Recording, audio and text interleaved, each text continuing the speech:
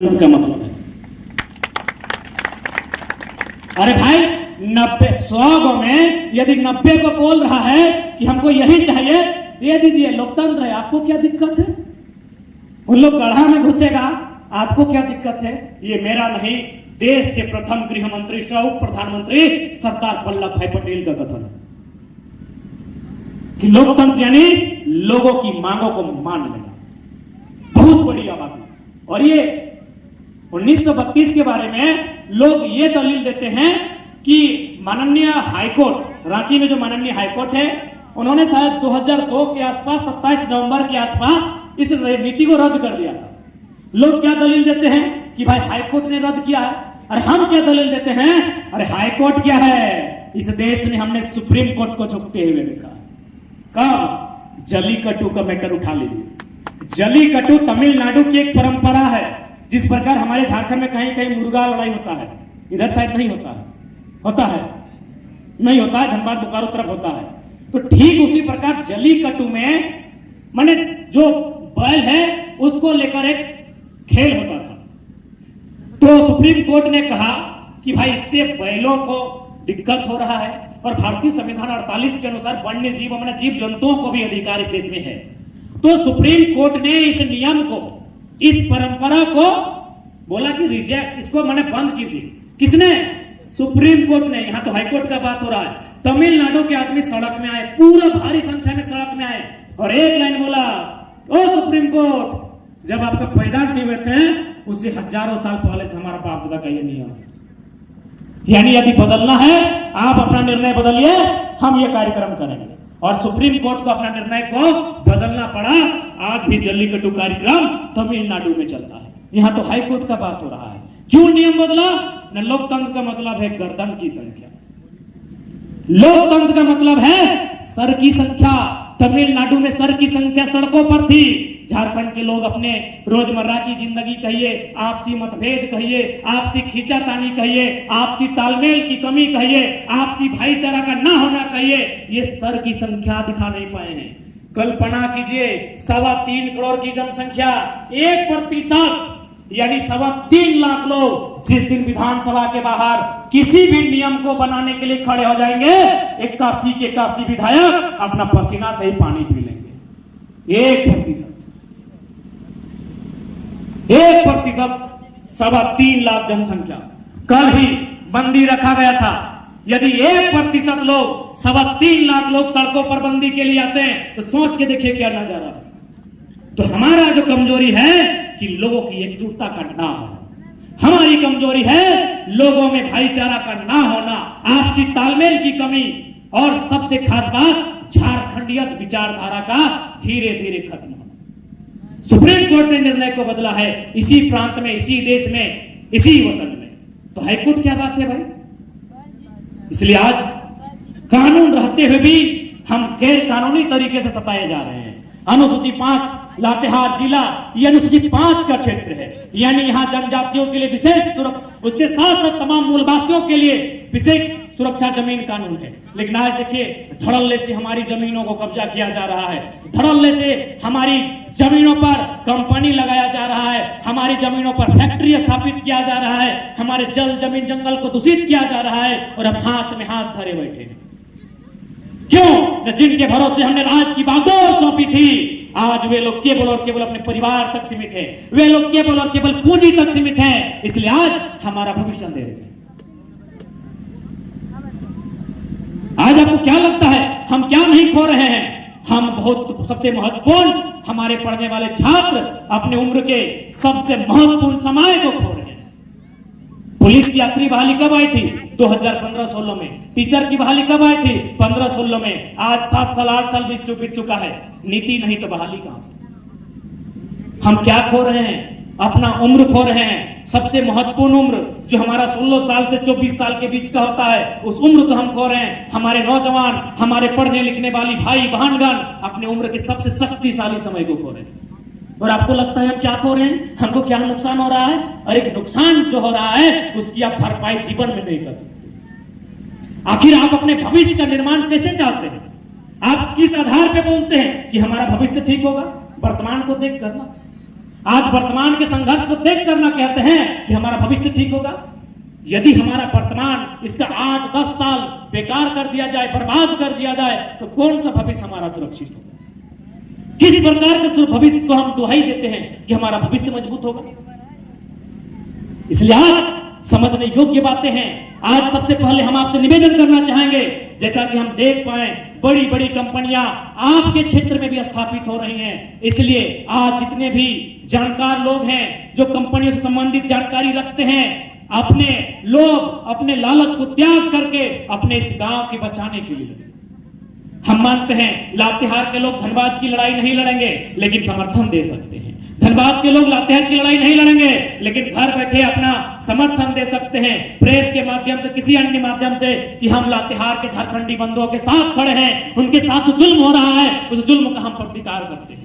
लड़ाई आपकी है, लड़ना आपको होगा, लेकिन आप लड़ेंगे कैसे? विकास बाबू ने आपको बड़ी अच्छे से बताया कि यही सही बात है। आपका फायरिंग का जो मामला था लातेहार में, लगभग 1972-75 का मामला था, आज वापस हुआ कि नहीं? नेतरहाट फील्ड फायर रेंज के नाम से था। लोगों ने लातेहार से पदयात्रा निकाला था, आज रद्द हुआ कि नहीं हुआ? बहुत सारे कानूनें, जो इससे भी बड़ी बड़ी बुरी कानूनें थी, लोगों की एकजुटता ने, आंदोलन ने, संघर्ष ने रद्द करके दिखाया है। ठीक है, उसी प्रकार यदि आप जागरूक रहते हैं, आप अपने अधिकारों को जानते हैं, आप कागजी कलम से सफल रहते हैं, तो कंपनी आए या फिर से ईस्ट इंडिया कंपनी आए, उखाड़ के फेंक दिया जाएगा। अरे ये कंपनी कितना जमीन में है? 1000 एकड़ में, इतने में है। मानते हैं 2000 एकड़ में। ईस्ट इंडिया कंपनी पूरा इंडिया में था ना भाई? अरे इंडिया को अंग्रेज लोग गुलाम नहीं किया था, ईस्ट इंडिया कंपनी के माध्यम से गुलाम किया था। इन्हीं पूरा इंडिया में मोटा मोटी मान के चलिए, आज का पाकिस्तान और बांग्लादेश, सॉरी अगर कल देखा जाए तो पाकिस्तान का और बांग्लादेश का भी हिस्सा, यानी कुल मिलाकर आज हमारे पास 32 लाख वर्ग किलोमीटर है। उस समय 60 लाख के आसपास था, यानी 60 लाख वर्ग किलोमीटर। यहां तो 1000 एकड़ की बात हो रही। ईस्ट इंडिया कंपनी के अंतर्गत अधीन पूरा अखंड भारत था। वापस लौटे कि नहीं लौटे? उससे शक्तिशाली है कंपनी की, उससे पावरफुल है कि फर्क क्या था? वहां कुछ बिरसा, कुछ भगत सिंह, कुछ आजाद बनकर सामने आए। यहां भी इन कंपनियों के सामने नए युग के बिरसा को, नए युग के आजाद भगत सिंह को सामने आना होगा। यदि आप सामने नहीं आते हैं तो भाई उस समय ईस्ट इंडिया कंपनी की गुलामी थी, आने वाला दिन इन कंपनियों की गुलामी होगी। और वही रहा, मर्जी से नौकरी दिया, मर्जी से बाहर कर दिया। एक प्रकार से गुलामी है। खेत लेगा, जमीन लेगा, सब ले लेगा, क्या बचेगा? कुछ नहीं बचेगा। तो इसलिए अरे दुनिया से सिकंदर को खाली हाथ लौटते देखे हैं, ये कंपनी और ये बड़ा बड़ा अधिकारी और नेता मंत्री क्या है? इन लोग भी अमृत पी के थोड़ी आया है, एक दिन इनको भी जाना होगा। बस अपने अंदर के हौसले और हिम्मत को रखिए, अपने अंदर के हौसले और हिम्मत को रखिए। इस दुनिया ने ईस्ट इंडिया कंपनी के जुल्म को देखा है। अरे ये तो 1000 एकड़ में है। ईस्ट इंडिया कंपनी मैंने अंग्रेजों का शासन तो 71 को देश में था ना, 71 की 72 को, 71 को देश में इसका शासन था। यानी 71 को देश के आदमी को बोका बना के गुलाम बनाया था। इतने को गांव में नहीं है, जिस दिन चाहेंगे उखाड़ के फेंक सकते हैं। बस हमारे अंदर हिम्मत आनी चाहिए। जबकि आज तो सोशल मीडिया का जमाना है, आज मीडिया का जमाना है। उस समय तो कुछ नहीं था। 100 लोग किस प्रकार लड़ाई लड़ाई सोचिए। आज तो हम लोग एक फोन करेंगे, धनबाद रांची सब एक जगह जमा हो जाता है। तो इसलिए मेरे अभिभावक स्वरूप बैठे लोग और हमसे जूनियर, हमारी बराबरी के पढ़ने वाले छात्र बंधुगण, बहन दीदीगण, सबसे कहेंगे कि हम धनबाद से आए हैं, मन करे धनबाद घूम के आइए, आपकी आंखों में आंसू आएगा। और दिन में तो मत जाइए, सिर्फ धुआं बचा है, सिर्फ खंडहर बचा है, सिर्फ बीमारी बचा है, सिर्फ गरीबी और तंगहाली बचा है। 1% लोग ही पैसा कमा पाए हैं। अब आप सोच के देखिए, अभी यदि गांव है, यदि अभी नदी नाला है, महुआ का पेड़ है, तो एक आदमी को फायदा मिलता है, पूरा गांव को मिलता है। ईस्ट इंडिया कंपनी रहे चाहे आज की कंपनी रहे, ये कभी गरीब किसान मजदूर की नहीं हुई है। मानते हैं 1% लोगों को नौकरियां दी जा सकती है, 1% लोगों को अच्छा मुआवजा दिया जा सकता है। तो क्या भारत देश 1% लोगों के लिए बना है? क्या भारत देश मुट्ठी भर लोगों के लिए बना है? इसलिए इस बात को जहन में रखिएगा।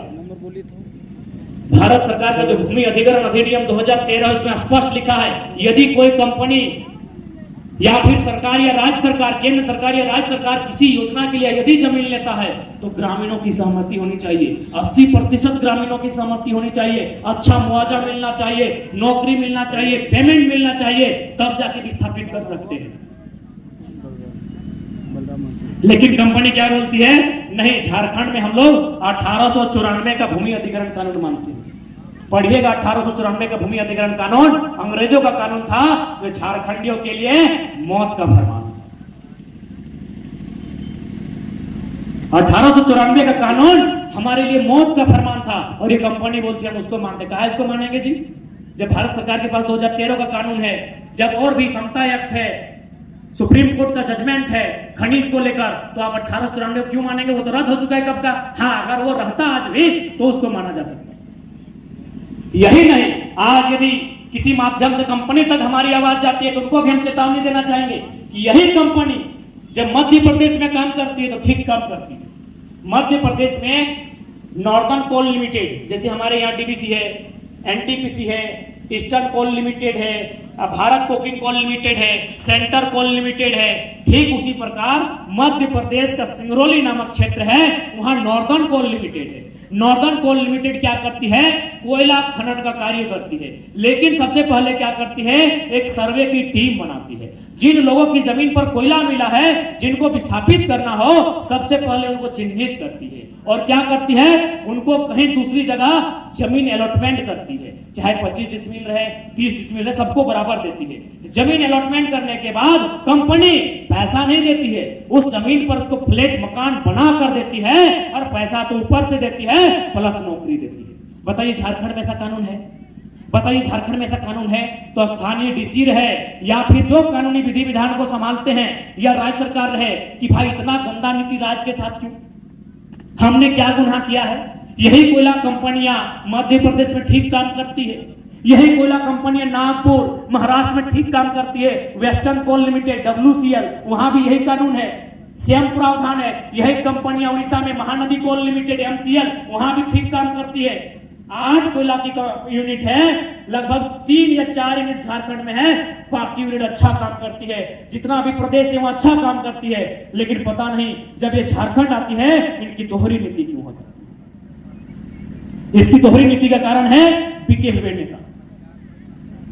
आपको क्या लगता है, विधायक का संसद के चुनाव में इतना पैसा का खर्चा होता है, इन लोग बाप घर से देता है, सबको कंपनी पैसा देता है। तो जब इन लोग बाप घर से पैसा नहीं देता है, इन लोग नाजायज बाप लोग से पैसा लेता है, तो जीतने के बाद नाजायज बाप लोग का दलाली करेगा ही। यदि नेता बिका हुआ है तो स्पष्ट है जनता भी बिकी हुई है। भले हमारे कलेजे में चोट लगेगा, भले हमें शर्म लगेगा, लेकिन सच्चाई है। यदि नेता बिका हुआ है यानी जनता बिकी हुई है। हम लोग नोट के माध्यम से वोट देते हैं, हम लोग पैसा लेते हैं, हम लोग अपना वोट बेचते हैं, तब नेताजी अपना वोट कंपनी को बेचते हैं। इसलिए अगर राज्य की बदलाव चाहते हैं तो आने वाला हम पहले यही कहेंगे, इस राज्य में बहुत समस्याएं हैं, और लातेहार को मैं देख के जा रहा हूं। मेरी बातों से अगर आप लोग गंभीर नहीं होते हैं, क्योंकि हम लोग PhD का छात्र हैं, डॉक्टर ऑफ फिलोसफी यानी दर्शन, यानी भविष्य के बारे में आकलन करना, हम लोग भविष्य का आकलन करके जा रहे हैं। जो हाल हमारे धनबाद बोकारो का रांची राजधानी का असर हुआ है, एक बिता अरे मैंने कहीं खड़ा होकर पेशाब करने का जगह नहीं बचा है, एक बित्ता जमीन पांव रखने के लिए नहीं बचा है। सारा जमीन बाहर का आदमी कब्जा कर लिया है, सारा जमीन बड़ा बड़ा कंपनियां के कब्जा कर लिया है। वही हाल कभी लातेहार लोहरदगा का हो सकता है। ये तो करनी मत है कि हम जंगलों झाड़ों में, पर्वत पहाड़ों में हंसी खुशी के साथ रहते हैं। ये हमारी हंसी खुशी कब गायब हो जाएगी इसका कोई अंदाजा नहीं। इसलिए आज सबसे पहला बात, जो भी लड़ाई हमें लड़नी है, विस्थापन की लड़ाई लड़नी है, कोयला कंपनी को जमीन देने की लड़ाई लड़नी है, या फिर नियोजन की लड़ाई लड़नी है, पहले हमें संविधान से लड़ना है। फिर अगर नहीं बात बनती है तो 2024 में मतदान से लड़िए, यानी उसी को मत दीजिए जो बोले नहीं, जरूरत पड़े तो गर्दन कटा दिया।